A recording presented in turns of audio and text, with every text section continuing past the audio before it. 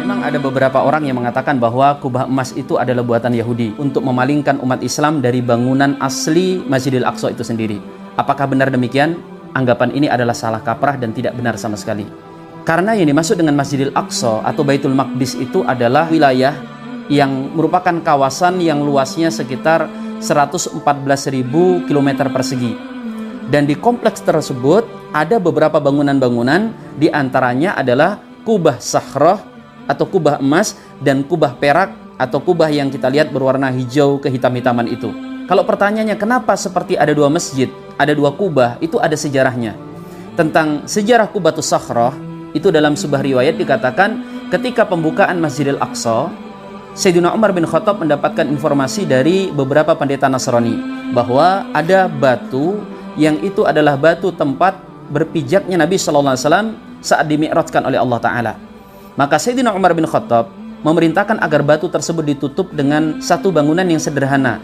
Tujuannya agar batu itu tidak diistimewakan atau menjadi sumber kesyirikan.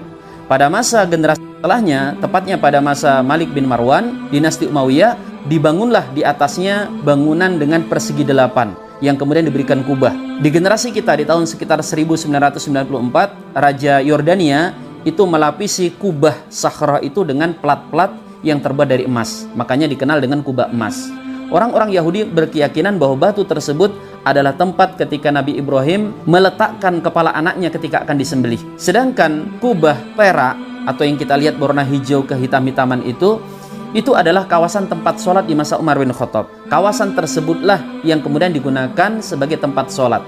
Kubahnya namanya kubah Kibli. Nah, bangunan ini dibangun dari waktu ke waktu sampai kemudian seperti yang kita lihat sekarang ini.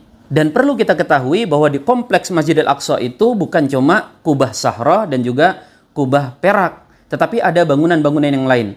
Di situ ada Masjid Al-Buraq. Di kawasan tersebut juga ada Musola Al-Marwani. Kemudian juga ada Masjid An-Nisa dan beberapa bangunan-bangunan yang lain. Maka yang dinamakan Masjidil Aqsa adalah semua bangunan tersebut yang berada di kawasan yang melingkupinya.